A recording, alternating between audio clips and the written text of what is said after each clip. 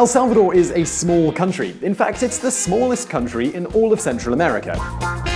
But that's only geographically. The country has 6.5 million inhabitants, a population that's larger than Panama, Costa Rica, Belize, or Nicaragua. That's a large population, especially when you consider that emigration from the country is common. According to various sources, some 3 to 4 million Salvadorians are living abroad, with many living in the United States. Don't tell Trump. It's disgusting. I don't want to talk about it. Emigration is ever popular, with thousands of Salvadorians each year packing up their suitcases and taking a chance on a better future somewhere else. If this rate of emigration from El Salvador maintains itself, then there might soon be more Salvadorians living outside El Salvador than there are living inside it. So now you might be wondering, why are so many people so keen to leave this country? Or you might not be wondering that. I mean, we did have to choose a title for this video. But anyway, so let's have a look at why so many people are leaving this country. Now, yes, it is true that El Salvador is a very poor country, but economics is not the only reason that people are leaving. Now, before we get into details on what exactly is causing this exodus, let me give you a quick bit of information. El Salvador is a tropical country where you can find stunning beaches like these, as well as magnificent nature reserves like this one, as well as amazing cultural remains. And in 2017, this is a year in which the country should be celebrating. 2017 marks the 25th anniversary of the peace agreements, which put an end to the bitter and cruel civil war which lasted more than 12 years and caused more than 70,000 deaths. This conflict was between the National Armed Forces and the so-called Farabundo Martí National Liberation Front, a left-wing paramilitary group which counted on the support of the Cuban government. Interestingly, after the peace agreements, this guerrilla group became a political party, and today they have the presidency of the Republic. Quite the remarkable change. Ejerceré la presidencia con honradez, austeridad, eficiencia y transparencia. Now, while this 25th anniversary should be a reason for celebration, it's pretty hard to celebrate when you look at the current situation that El Salvador finds itself in. The violence. The 11th of January 2017 was a normal Wednesday where nothing extraordinary happened. Absolutely nothing. So let me explain. That day ended with a death toll of 0 in El Salvador. And yes, that non-event was actually front-page news. The reason for this being newsworthy is that El Salvador has become one of the most dangerous countries in the world. Now, to give you an idea of how dire the situation is, consider this. In 2015, 6,670 murders were registered. That is to say, there were 105 murders for every 100,000 inhabitants.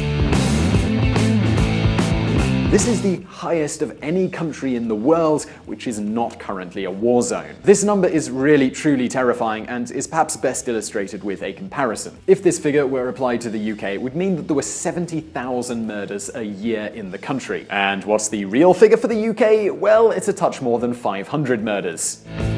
That's 140 times less. In 2016, the figures were a bit lower, but there were still 4,000 murders registered. This is madness. There have been wars where less people have died. Oh, and believe me, murder is far from the only serious crime going down in El Salvador. Kidnapping, extortion, theft, they're all worryingly common. So with all of this great news, well, who's up for a holiday to El Salvador? No one? Oh, what a surprise. Now, given all of this information, it's probably no surprise to you that according to recent surveys, it's been indicated that nearly half of the population of El Salvador wants to leave. And it's really clear to see that this violence has consequences, and this isn't just a fear of crime being committed against you directly, but it also affects the standard of living of all people in the country. Now, according to the Salvadorian Central Bank, violence costs around $4 billion a year. And you know what? That's not really that surprising. I mean, after all, who wants to invest their money in a country where you can be killed at pretty much any time? Don't believe me? Well, how about this? Salvador's foreign investment is the lowest in all of Central America. Even regular people are at risk in El Salvador. In fact, the statistics show that you're more likely to be murdered as a bus driver rather than a policeman in the country. In the last 5 years alone, street gangs have killed almost 700 bus drivers. violence in the region. Now, it is known globally that Latin America does have a serious problem with violence and crime. According to a report from the British consulting firm Verisk Maplecroft, Latin America is the region where you have the highest risk of having a violent crime committed against you. Indeed, 6 of the world's 10 most violent countries are actually in this region. More incredible than that, though, is the fact that 1 in 3 homicides that occur every year globally take place in Latin America. Even within this dangerous environment, the northern tribal countries of Central America really take the biscuit. This area is formed of El Salvador, Honduras, and Guatemala, and it is by far the most dangerous area on the continent. In fact, when you don't consider war zones, it's actually the most dangerous region in the world. In these countries, which are relatively small, 200,000 people have been murdered since 2004.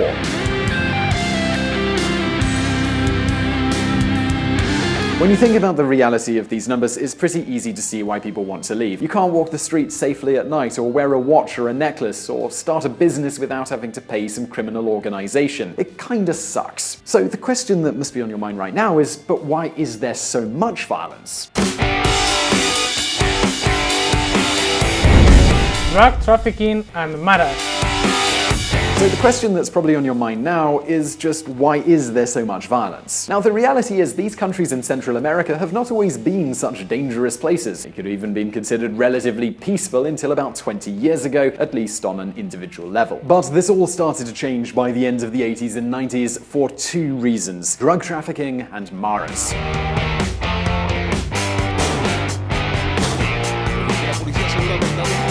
First of all, the drug trafficking. This is a serious problem in the region. Every year, 22 million Americans use drugs, and most of them come from South America. The drug cartels are making an absolute fortune from this. Rata de dos patas, te estoy hablando a ti.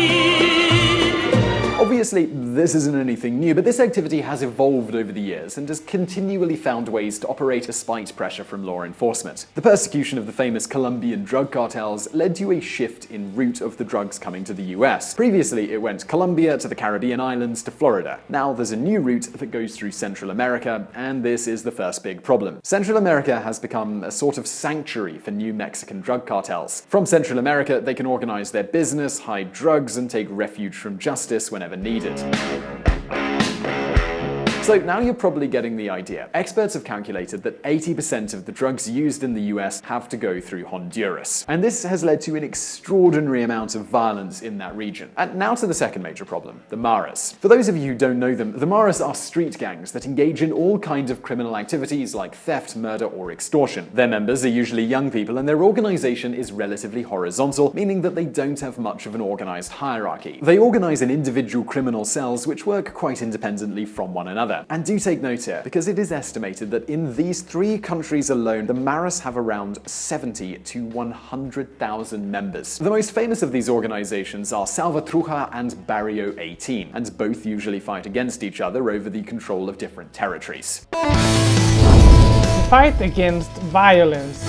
The situation is complex. Many strategies have been used to try and solve the problem, and they have all failed. However, 2 initiatives have been put into practice lately in order to change the reality of these countries and achieve safety for their citizens. The first is known as the Traditional Task Force. This is a security apparatus formed by police officers, intelligence experts, and special units of the 3 countries that we've mentioned. The aim of this group is to fight street gangs, drug trafficking, and organized crime regardless of borders. Also, the group receives support, training, and financing from the United States. The idea of this is clear. As Juan Orlando Hernandez, the president of Honduras, likes to say, We are going to give them a taste of their own medicine. The second initiative is linked to the first, and it is known as the Alliance of Prosperity. This was launched by the Obama administration, and it expects to improve the living conditions and the competitiveness of these countries. Its main goal is to create jobs and essential infrastructure in order to reverse the terrible current situation. To start, Washington has already committed to spend $750 million in order to support these initiatives. But the question is really, is there any hope?